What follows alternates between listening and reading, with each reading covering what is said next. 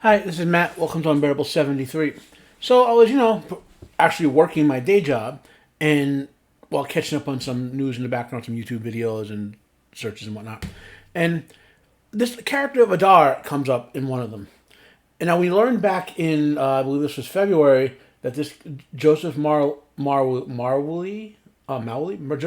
Mowley is going to play Adar. And over time we learned that Adar is strongly rumored, if not confirmed, to be the villain of the first season. And we hear other rumors, not confirmed, that he's Galadriel's brother. Now, before we get into what I'm going to say, in the canon, Tolkien established that did not establish that Galadriel had any siblings. Well, that I recall right now, or at least he did not have a sibling named Adar. Okay, so, however, if they were to make a one-off character for this show, that since Galadriel didn't have a lot of participation in certain things during this time normally, you could have theoretically, under their license and without much complaint, make this character have it do its thing, get killed off, if it were, as long as the character's actions fit within Tolkien's structure, and probably won't be a lot of fan complaints. Because the reality is, if you're going to do a show in this time period, and even if they were allowed to use the full canon, they'd still have to make up a lot of characters. Otherwise you wouldn't be able to see all the elves in some dude's army or whatever. So I'm leaving aside complaints about Adar being an original character. Okay, let's move away from that. Now I've done a video, which I will drop a link to down below, discussing the timeline of events that are compressing into this series. Okay, so. But it's roughly 22 to 2400 years of events that includes like the forging of the rings, the War of the Last Alliance, the sinking of Numenor. Spoilers: you're going to see Numenor sink at some point in this TV show. Celebrimbor forging the three elven rings, and probably Sauron killing him at some point, because that's what happened in the canon. You're going to see all that. All right. So, what could they be doing with this character? Why would you need an original character to be a main villain? Aren't there enough villains of the characters you can use? Like, why couldn't Sauron? Sauron's the main villain of this whole thing. We kind of know that, right? So, focus on a couple things. First, Adar in one of the Elven languages means father, right? That's the literal translation of that name. So elves would call their dads Adar. Now, Adar is a fallen elf by description, meaning he's an elf who chooses the dark side, so to speak. Whether that means he serves Sauron and Melkor, or whether that means he's just, his own evil lord or whatever, is besides the point. We know, or the strong rumors are, that the orcs chant his name during this. As if he's like an inspiration to them, right? Now, let's key in one more fact that obviously fans in the lore know, but maybe the general audience doesn't. Orcs are corrupted elves, meaning they're not like Jewish people, they're not black people, they're not like people from other continents. Maybe 500,000 years back, or whenever the elves awoke, Melkor and Sauron got their hands on some elves. Melkor pumped some of his power into them to corrupt them, and they became corrupted, basically fallen elves. Their souls, Tolkien was still struggling with this, as he died in his death, what to do with the souls of orcs. Do orcs just become like humans and evolve back into people? Do they go extinct? Because their souls are the souls of elves. So it was one of the things that was left inconclusive as to what was the ultimate fate of the orcs.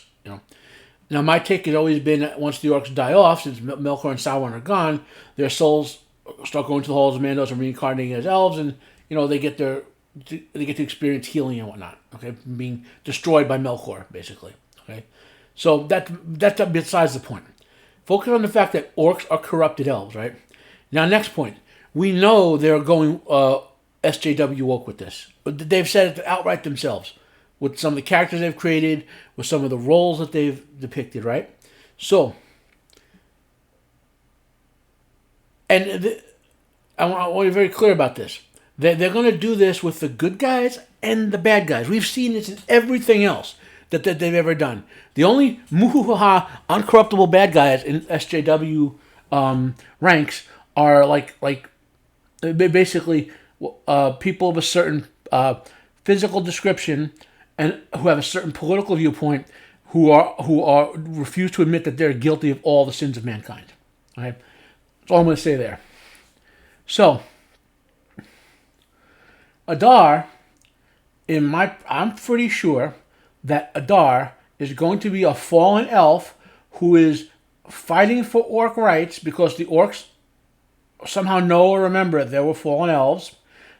There's some ambiguity in the lore that Melkor made sure they remembered there were fallen elves so they could suffer, but that's a whole secondary discussion. Okay, his theme for that first season is going to be that he's persuading for the elves to stop killing the orcs and sort of become brothers with them again, and help redeem them or whatever. That we're suppressing the orcs, however they're going to phrase it in the show. Now they're going to make him into an extremist, so he's going to go too far, right, and have to be killed off. And they also rumor that he's Galadriel's brother, which is another I think I mentioned already. But they're going to make him out to be an extremist, therefore they kill him off. But they're going to squeeze that SJW message in using him and the orcs. And they'll make it so that Sauron, who's going to be probably depicted as fitting that description I said before, is the villain who made Adar go bad, just like he made the orcs go bad with Melkor many thousands of years ago. Now, I have no proof of this yet. I can only go by what's been released, what they stated about the show, the cliff that they're driving this show over, and the garbage heap at the bottom of that cliff that they wanted to swim through. Okay, but there's no such thing as a fallen elf in the sense that they're doing it. Tolkien never wrote traitorous elves who, yes, he had elves killing other elves.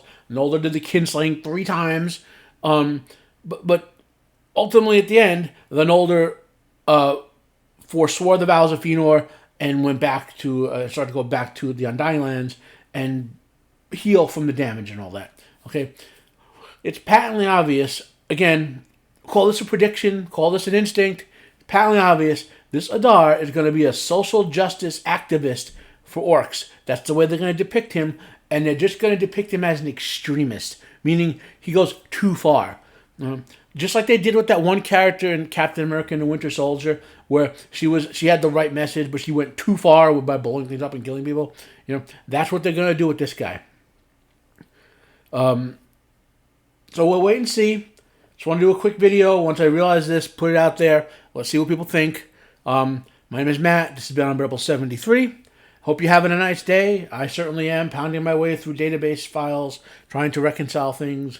At least this was and I get a wonderful positive distraction from Amazoff's the fan fiction, the Rings of Crap. I can't. Every time you think you've gotten some place to settle the fact that this show is driving a dagger into your soul through the rear end, more crap comes out about it.